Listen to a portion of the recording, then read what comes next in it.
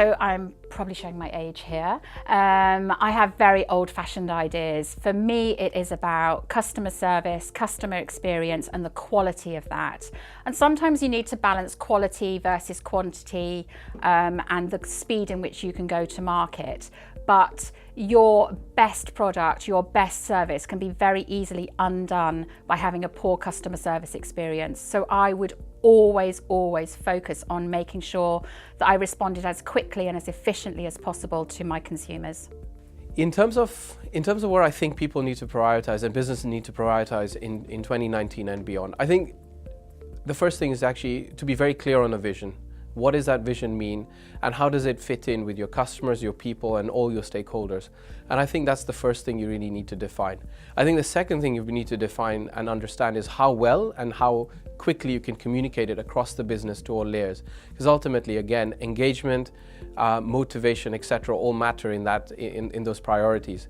And finally, actually, leaders should probably also consider how they make themselves somewhat redundant in the business, i.e., how have you set the foundation so that your business is actually taking those decisions on daily, monthly bases that actually perhaps you have made in the past. I think you need to be able to detract from those and actually provide that setting stone and the foundation such that you're no longer a visible entity on a routine basis. And I think that's something that would make yourself and your business a bit more, I guess, future-proofed. Digitization, I think, has to be high on everybody's agenda, and linked to that, but slightly different, of course, is this notion of artificial intelligence and data analytics. The more you know about what's going on around you, the more able you are to drive your business. And secondly, I would say people. I think invest in people, recruit the right talent, nurture them, inspire them, and they will do good for you. I think it's being social, but I think it's the people.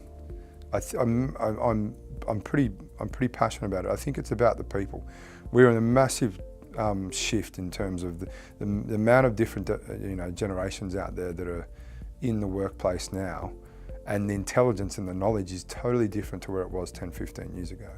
I think to sort of empower employees, give them autonomy, give them flexibility in the workplace, adhere to what that makes them passionate, not just about work. We all understand work's a dirty word, but if you can mix that into each individual employee's lifestyle, I think that will only empower, and the catalyst to growth will be empowering your employees in the way they want to live life. Do they want to work from home? Do they want a social aspect in terms of flexible workspace, a nice place to work, giving back in an area, whether it be giving back in hours or be giving back in money terms, or whether it be doing something to give back to the, we're looking at our speaker tonight who's, generating energy in third world countries.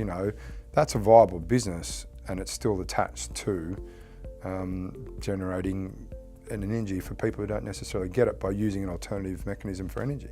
So, the short answer is, invest in your people, in what they want to achieve, and I think they will empower you to grow more. I think, given the landscape is ever changing, and we have things, including Brexit, ahead of us, there's always been things to challenge businesses, and I think flexibility and constant risk assessment and risk re-evaluation at all points is what businesses should be doing. You can't legislate for what's going to happen, but you can make sure that you're as well prepared as you can for any outcome.